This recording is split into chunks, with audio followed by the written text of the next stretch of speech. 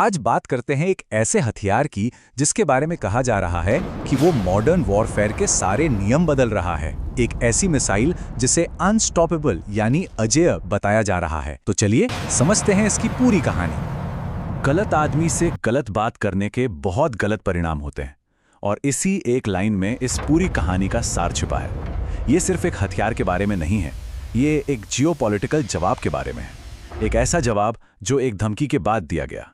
तो आज हम क्या क्या देखने वाले हैं? सबसे पहले हम उस रिटर्न गिफ्ट की बात करेंगे जिसने इस मिसाइल को जन्म दिया है। फिर हम मिलेंगे स्काईफॉल मिसाइल से और जानेंगे कि ये है क्या। इसके बाद हम इसकी उन खूबियों को देखेंगे जिन्हें कभी नामुमकिन माना जाता था। फिर समझेंगे कि ये दुनिया के डिफेंस सिस्टम्स को कैसे चकमा देती है। और आखिर में इस बड़े सवाल पर बात करेंगे, क्या इसने सच में खेल बदल दिया है?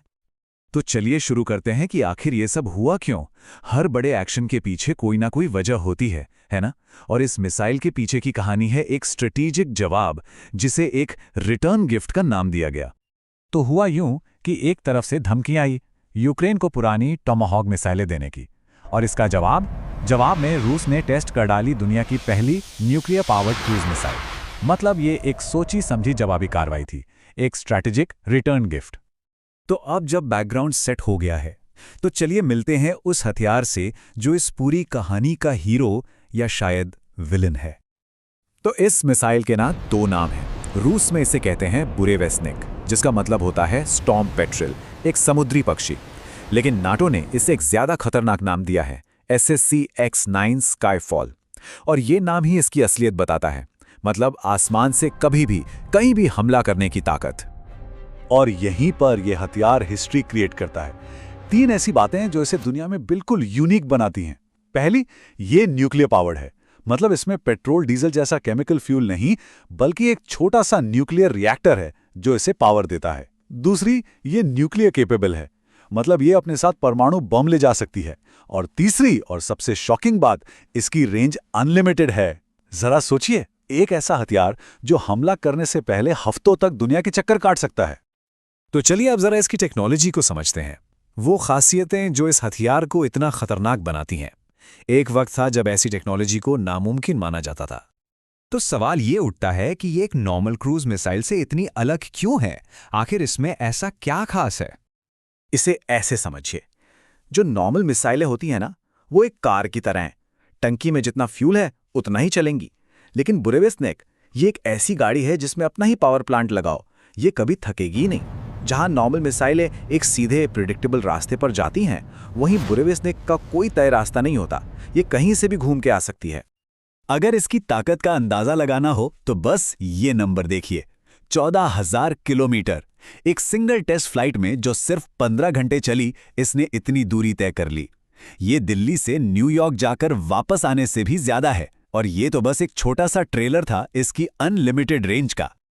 और बात सिर्फ दूरी की नहीं है, बात है छिपने की कला की। ये टेरेन हगिंग प्रोफाइल पर उड़ती है, मतलब ये जमीन और पेड़ों से बस कुछ मीटर ऊपर बिल्कुल चिपक कर चलती है।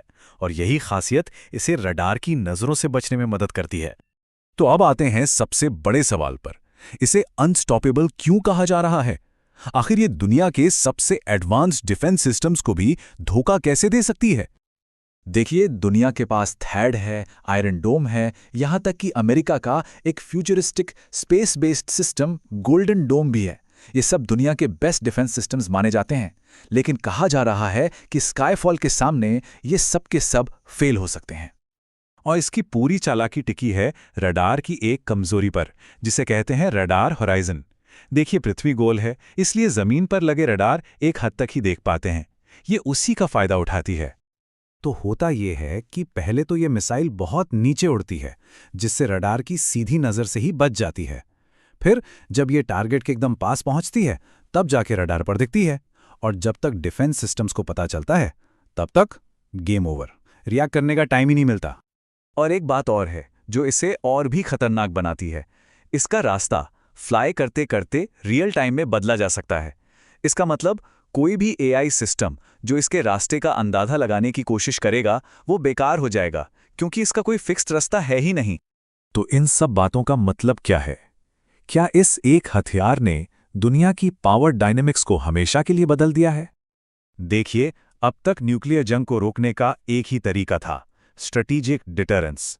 मतलब अगर तुमने हम पर हमला किया तो हम ऐसा जवाब देंगे कि तुम भी नहीं बचोगे। लेकिन बुरेविस्निक इस पूरे खेल को पलट देती है। ये एक ऐसे जवाबी हमले का भरोसा देती है जिसे कोई रोक ही नहीं सकता। मतलब डिटरेंस का पूरा कॉन्सेप्ट ही हिल गया।